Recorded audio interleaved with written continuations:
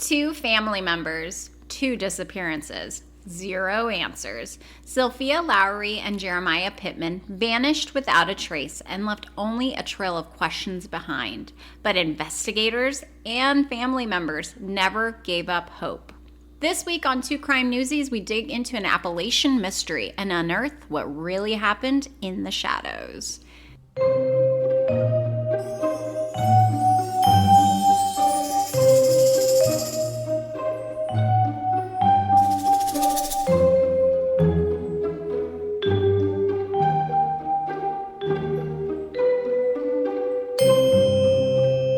Hey everyone, I'm Jen. Thanks for being with us for another week of 2 Crime Newsies. Hi, Tina. Hey, Jen. How are you today? I am doing good. I am. I feel like I am hyped up on coffee. You are. I am only on my second cup. I'm on cup number 3, but I feel like it's straight to the vein for some reason. See, this is normal, I think, for coffee number 3 because we're about at noontime. It is a gorgeous day outside. It's like a perfect spring day. The sun is full on out, maybe just a tiny cloud in the sky. There's a cool breeze in the air. You know what I like to do on these days? What's that? Watch true crime. I think it's the perfect setting for true crime because it's not too gloomy. You know, if you watch gloomy stuff and it's gloomy outside, that can totally bring down your mood. But when you're watching gloomy stuff when it's bright and sunny outside, I feel like it's easier for me to take it in. Interesting. For me, when I'm watching a murdery type show, I want it to be dark and mysterious outside. No, ma'am, that's too much. You're like senses overload. Yes, that's too much darkness, too much mystery. I need a good mix of sun and gloom. And these stories are so fascinating. I want to watch them, but I can't do it on the days when it's kind of, rough outside. When it's rough outside. Mm-hmm. I like it. Well, we are sitting here drinking our coffee. Tina, tell us about our coffee fund. Yes, we do need our coffee to fuel this podcast. It keeps us going. If you want to support our coffee habit, you can certainly do so at buymeacoffee.com/2crimenewsies. You can also go to 2crimenewsies.com and click on the Buy Me a Coffee button at the top of the homepage. We so much appreciate everyone who has donated to that fund. It really does keep us going. It does. Tina's also going to keep me going by buying me new bubbly water at the grocery store before the next time we record. Every time I do a grocery run, I think of what little snacks and stuff I need to have on hand for when Jen comes over. I know she likes a certain flavor of sparkling water. I've learned these things each time she comes over. I know what little snackies she likes to munch on. I know she doesn't like dairy things. So I have to make sure I've got a coffee creamer on hand that's good for her. Yes, you are in my mind weekly, ma'am.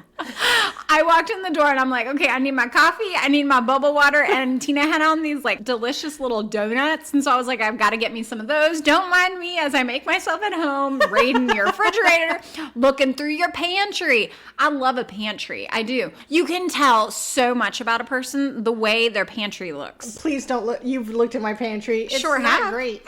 I try to keep everything in this house neat. My pantry is a nightmare. I feel like you can tell so much about a person, though, with what kind of snacks. Tina has healthy snacks. Mm-mm.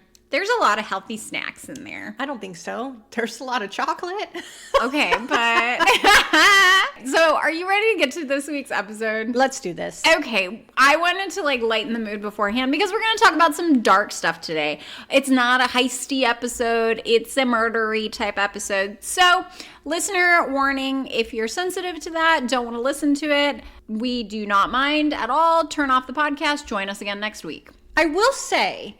watching this episode there are some terrible things that happen. Yes. But it is easier on the ears than a normal sort of Dateline-y type of show that we've covered before, where they kind of get into the details of the crime that has happened. This one mentions it. We know what happens, but there are no really gruesome details, and I appreciate that. Agreed. It's more of a Tina murder case. Yeah. So this week we're talking about a cold case files show on A&E called Missing Clue Solves Two Murders at Once. It's season 1, episode 9. And before we jump in, I want to say some of the things we're going to talk about in this episode may be a little disturbing. So join us next week, like I had already said. Today's episode packs a lot of information into a short amount of time. So buckle up because you're in for a bumpy ride. With that being said, are you ready to get rolling, friend? Yes, let's get into this bite-sized crime show. Yeah. Okay, so a family in North Carolina is at the center of this week's episode. Two loved ones are dead, only months apart. There's not much evidence, but family members think there's a link between these deaths. The show opens with Rebecca Flores, who says she was... The show opens with Reba Flores, who says she was 10 years old when Zilpha Lowery was born. We see a picture of Zilpha on the screen, and she's beautiful. Not to mention, I love her name. It's such a unique name. It's a great name, and she really is beautiful. She's got this huge smile on her face in this picture and has such kind eyes. Her light blonde hair falls beautifully around her face, and overall, she looks like a ray of sunshine. She looks like the kind of person who doesn't have a care in the world. And next to her in this picture, we see a young man who has very similar eyes. You can instantly see there's some kind of family resemblance between the two. He's younger, but like Zilpha, he has blondish brown hair and a small smile on his face. And we hear the boy in the picture is Jeremiah Pittman, Zilpha's nephew. Jeremiah is described by family members as a very quiet person who hardly ever spoke to anyone. And the two didn't have a typical aunt-nephew type bond. They were more like brother and sister because they were so close. They were also such great friends by all accounts. And what we hear from other family members, Zilpha had this kind of really close and sweet relationship with some of her other nieces and nephews. We hear that Jeremiah had a hard childhood. And that's when on the show we see a mugshot of somebody named Eddie Pittman, who's Jeremiah's dad. He's a far throw from the picture we saw of Zilpha and Jeremiah. Unlike this kind look on both of their faces, Eddie looks mean. He looks cold. He looks stoic. And truthfully, he looks like somebody you do not want to mess with. And turns out, you really did not want to mess with Eddie. Reba Flores tells us that one time Zilpha and Jeremiah were parked at Eddie's girlfriend's house and he told them to leave. They did, and as soon as they drove away in a car, Eddie burned the house down. What? And not like figuratively, literally burned the house down. Can you imagine? You're outside a family member's home. Someone comes outside and says, "Get out of here," and then lights the house on flames. Who does that? A psychopath. Yeah. But Jen, they didn't go any further into this. They didn't. It sounds like he literally got away with lighting the house on fire. I have so many questions. Me too. They don't tell us if anyone was in the house. Nope. They don't tell us if anyone was hurt. Nope. Apparently there were no arrests made. It was just, hey, there's a fire. Let's put it out. Crazy. This is a very interesting way to open a show. So instead of alerting police to what these two had seen, the duo kept quiet and only spoke about it with family members. I wonder if family members were also thinking, yeah, that's Sadie. Yeah, I mean, could have been. He's done it before. Yeah. Ooh. Don't mess with him. Don't mess with him. Don't piss off this Eddie fella. Oh my gosh. I know. And all of this takes us to September 1992. Interstate 40 outside of Marin, North Carolina. Reba says her brother was driving down that road and saw Jeremiah's truck parked off to the side. We learned that at this time, Jeremiah was living with roommates, a couple of guys, and Reba says, according to these roommates, Jeremiah had gone off to see his dad one day, and those roommates were the last to see Jeremiah again. There was no indication that anything happened to Jeremiah, nothing weird in his truck. Reba then says that Zilpha was adamant that something was wrong because Jeremiah wouldn't leave town without telling her. Reba also talks about a dream she says Zilpha had. In her dream, Zilpha saw Jeremiah's dad, Eddie, kill Jeremiah and bury him with lime. What a dream. Okay, Jen, you've seen way more of these types of documentaries and true crime shows than I have. Can you just give us a quick explanation of lime? Okay, according to Google AI, or is that how I say it? Google AI. Okay, the kids say according to Google AI. So here we go. Quicklime calcium oxide is traditionally used on bodies to mask decomposition, odors, discourage scavengers, and disinfect. Oh. Contrary to popular belief, it does not rapidly dissolve bodies, but actually tends to delay composition by dehydrating the body and creating a high pH environment that discourages bacteria. Interesting. So do you think that he did this because he really thought it would decompose the body? I mean, I've seen other like true crimey shows where they'll say that the bodies were covered with lime, and then the shows allude that it just like rapidly breaks them up. So I'm sure Eddie here was like, hey, I'll just dump this over the top and be gone with it. I mean, can you imagine that he just got lime from somewhere? I mean, I'm not a murderer, so I don't know where he's getting this lime from. But lime is also used for like gardening things, no? Really? I think so. I don't garden. We know this. We know this. Okay, back to the show. Okay, Tina. So do you think Zilpha's dream could become a reality? Could Eddie Pittman have killed his own son? Okay, I have some thoughts about this. Tell me. First, I have had some pretty crazy dreams before, but they are dreams. They're not real. This dream that she had was also very specific. And as we'll learn later on the show, it was pretty spot on. And if Zilpha already thought of Eddie as some sort of monster, then it really doesn't surprise me that she had a dream about him doing something violent. But the specific dream she had is quite alarming. So this takes us to June 27th, 1993. It's been 8 months since 18-year-old Jeremiah disappeared, and no one knows where he is. Sheriff's deputies have no leads to go on, and it's as if he's disappeared into thin air. We hear that Zilpha was working at a local truck stop near the interstate as a waitress to make ends meet. But one day, she didn't come home from her shift. And family members instantly got suspicious because it wasn't like her to do that. She was the kind of person you could count on. That's when Reba Flores says she filed a missing persons report. At this point, not one, but 2 family members have disappeared into thin air. In the world of crime, it's often the smallest details that cost people the most, the things they didn't see coming. And when it comes to your home and auto insurance, overpaying every month without realizing it, that's a costly mistake.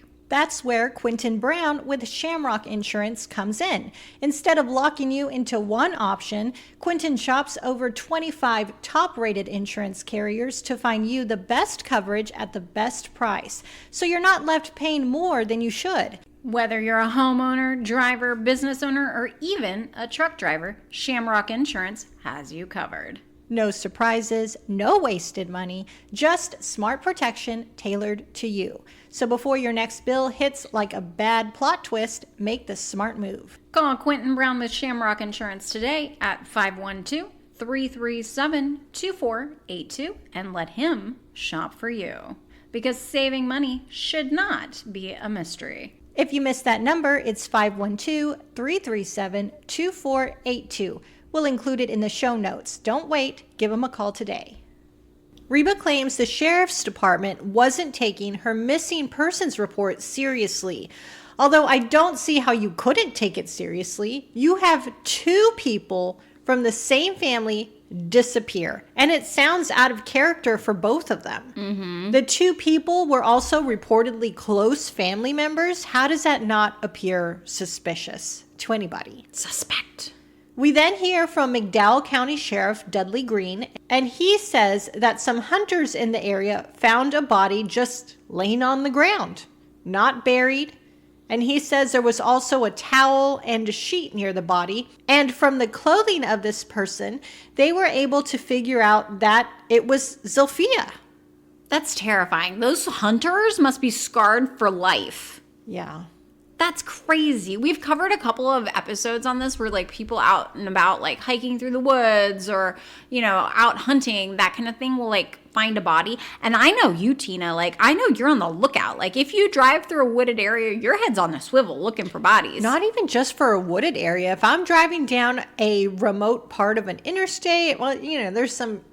You say remote part of interstates, but it's kind of weird now that nowadays interstates are pretty busy. But there are some places in between some states where, you know, there's not a lot of traffic around. And so I'm always looking to see if there's something that looks a little suspicious to see if I need to call someone to check it out. But I would freak out if I was just taking a walk in the woods with my dogs and stumbled upon something like this. Yeah. We hear that 23-year-old Zilpha had suffered severe trauma to the head, as if she'd been hit in the head with a very hard object. It was so bad, in fact, that the sheriff's department says that her skull was almost completely crushed, and they believe she had not been killed at that spot. Instead, they believe that based on the evidence at the scene, she had been killed somewhere else and then dumped in that wooded area. Sheriff Green says this means there's another crime scene out there somewhere, but no one knows where it could be. And this takes us to December 1994. It's been a year and a half since Zilpha's murder, and at this point, it's been more than 2 years since Jeremiah disappeared. We hear that family members of Zilpha and Jeremiah are growing more and more suspicious of Eddie Pittman, who is Jeremiah's dad. And at this point, investigators are looking into both crimes, and they end up bringing Pittman in for a sit-down. Detective Dan Shook says Eddie Pittman denied having anything to do with Jeremiah being missing or Zilpha's murder. It's almost like it's back to square one for these investigators at this point. And fast forward another year and a half. It's February 5th, 1996. Zilpha has been dead now for more than 2.5 years, and Jeremiah has been missing for over 3 years. Investigators get a break in the case. The break they've been waiting for years. Remember Pittman's girlfriend? The one whose house was almost burned down to the ground by Pittman? Remember her? Oh, yeah. She survived. She survived. She came to investigators and told them she wanted to talk. Tina, I would have loved to have been a fly on that wall. Her name is Rosemary Gehring. And she's Eddie Pittman's girlfriend, and she... Hold on. I'm going to interrupt you there. Was she still his girlfriend at the time? If a man who I am dating tries to burn down my house, I would no longer be his girlfriend. This was a little confusing. The Chiron, if I'm remembering correctly, says Eddie Pittman's girlfriend. However, I do believe they referred to her in the show when they were talking about her as a former girlfriend. I don't know. I mean, you try to torch my house, like, we're donezo. Well, not her. It's just another Tuesday. Terrible. Rosemary walks into the sheriff's department and tells the sheriff that she thinks Pittman is going to kill her. No kidding, ma'am. He's already tried to torch you once. He's already tried to torch your home. He tried to almost kill you already. Then she takes Sheriff Green and detectives to what the sheriff calls a remote area of the town. And the sheriff says Rosemary pointed out a ditch and told them to dig it up. I'm just looking Your at face. Tina. I could just, if I was the sheriff's officer here and this woman was like, hey, I'm dating this fella who tried to light my house on fire, but now I want to talk to you. Come with me. I don't know. I have something to show you. I have something to show you. Here is a ditch. Just start digging. I mean, whoa. Also, Jen, the memory you have to know exactly where this spot is. If it's a remote area, you know? I mean, I lose my wallet and my keys every single day, and they're pretty much in the same vicinity every single day. Mm-hmm. To remember the exact spot that these people need to dig out in the middle of nowhere? Yeah, that's not happening for me. That's crazy. Whew. So, Tina, you know what they ended up finding? Not good. Something not good. Investigators started digging in that ditch, and that's when they started pulling bones out. Bone after bone. Unearthing from a shallow grave. And you can probably guess who those bones belong to. Jeremiah. They found him. Rosemary tells the sheriff that she saw Pittman kill Jeremiah. Why did it take her so long to call them? Exactly. She describes it as a confrontation and says Pittman killed his son Jeremiah with a hammer. And remember when his truck was found on the side of the interstate? Yep. Rosemary says she and Pittman drove it there and left it there. She also says she was there when Pittman buried Jeremiah's body in the ditch and also was around when he poured lime down the hole. He probably threatened her, and that's why she probably didn't say anything beforehand, is what I'm guessing. Maybe. It eerily lines up with the dream Reba said Zilpha had about what happened to Jeremiah. I forgot about that. Yeah, you're right. I mean, I know it's only been like 10 minutes since we talked about it. See, Tina, this is why I would have trouble remembering. So the only thing I can think of is I wonder if Zilpha had heard maybe some rumblings about this from somebody. Maybe she had a clue about it because she saw some container of lime lying around Eddie's house somewhere. It's just too weird for me to think that she had this specific dream and this is how they found him. Investigators say Jeremiah died of blunt force injury to the head, which is consistent with that hammer theory of Rosemary's. Sheriff's deputies realize at this point that the two murders are very similar and that both aunt and nephew died of blunt force trauma to the head. Sheriff Green says the two murders happened in the same county, in the same year, and in the same manner, blunt force trauma. He says there are too many things happening here for it to be a coincidence. You think? The sheriff doesn't know if Zilpha's dream was actually a dream or if she had information, like I had just mentioned, on what happened to Jeremiah.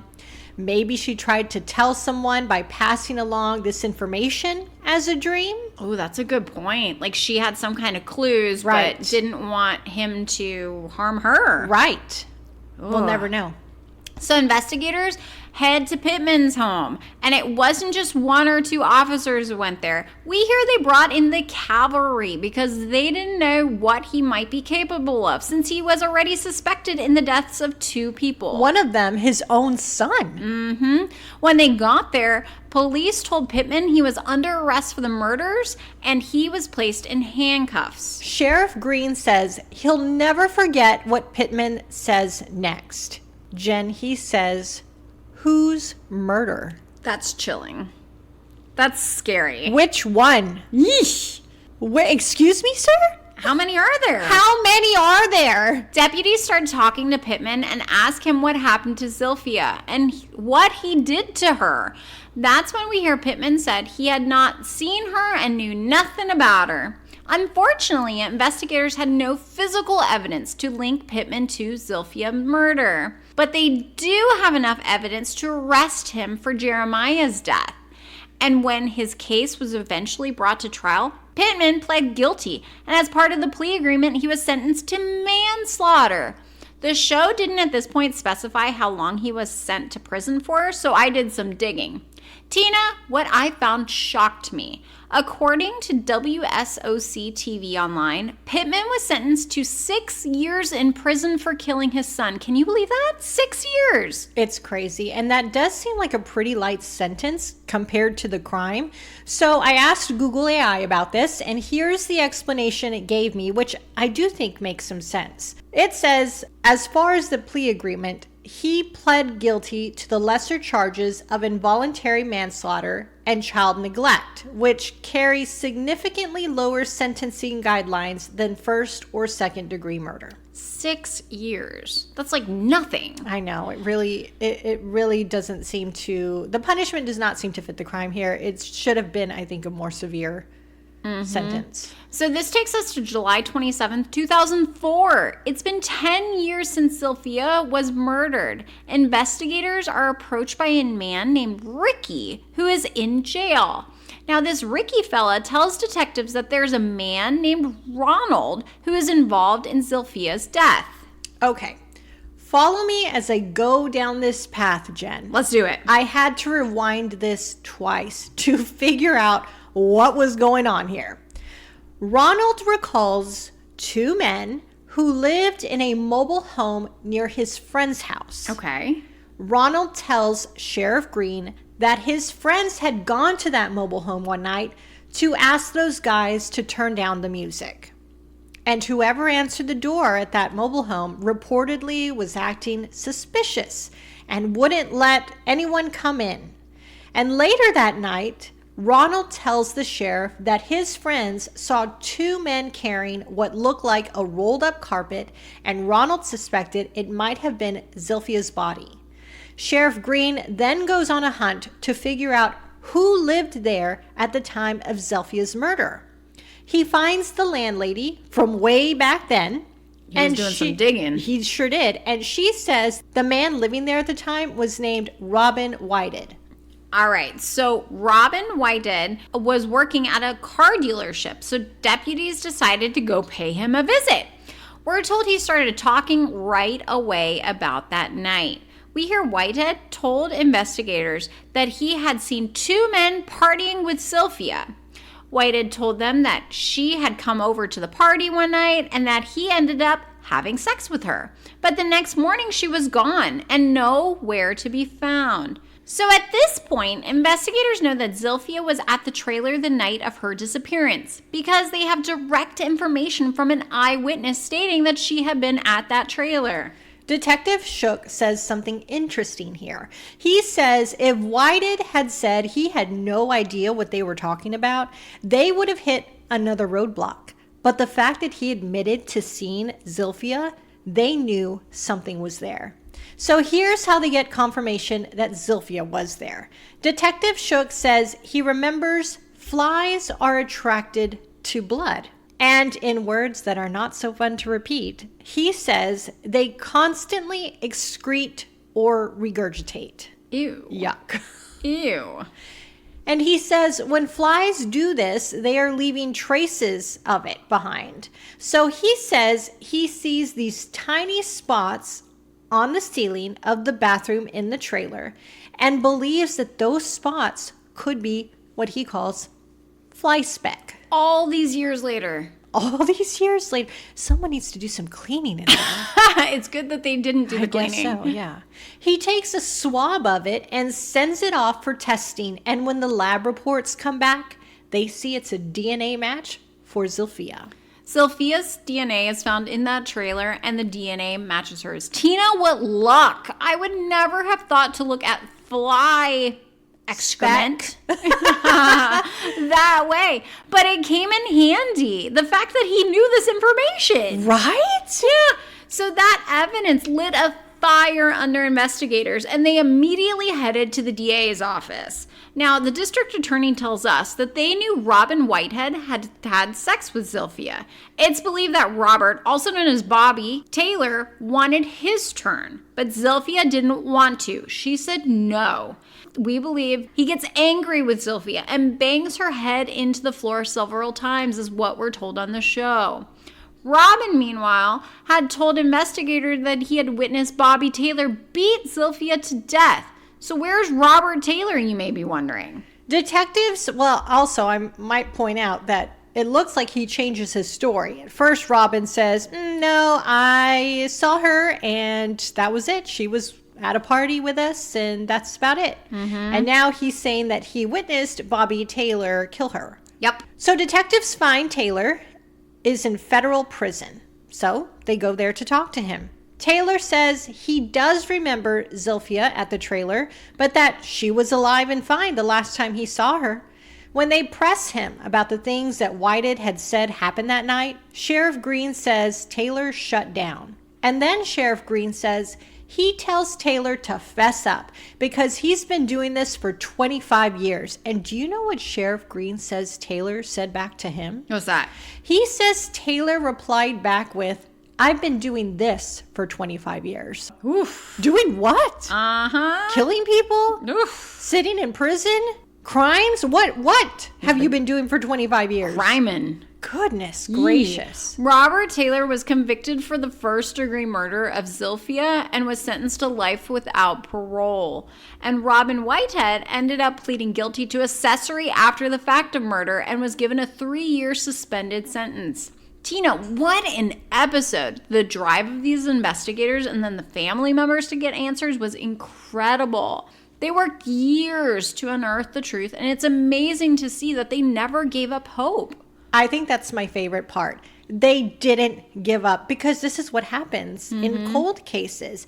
A lot of the times, years pass by, other things happen, it gets buried under newer cases. They didn't let this one go. And I really thought they were going to find out that Pittman was responsible for Zilpha. Yep, but he wasn't the one who did it. What a twist! It was someone they never suspected. Also, remember when the sheriff mentioned that it couldn't have been a coincidence that Jeremiah and Zilpha, 2 people from the same family, were killed in the same area, in the same year, in the same manner? And it turns out it was. Yep. A coincidence. A coincidence. A terrible, terrible one. They were completely unrelated crimes. That's so crazy to me. It really is. It really is. We would love to hear what you thought of this episode. You can email us to crimenewsies@gmail.com. Send us a message on social media, Instagram, Facebook. We would love to get your reaction. Let us know what you think. Yes, and please leave us a 5-star review. You can do that on any podcasting platform that you listen to us on. Also, send this episode to a friend. Yes. Yes. Help us get the word out. We love it. And we love hearing from you guys. Whenever somebody reaches out, it just makes us smile. It makes our day. Yep. All right, my friend, you ready to close out? Yes. Okay, we will talk to you guys again next week. Bye.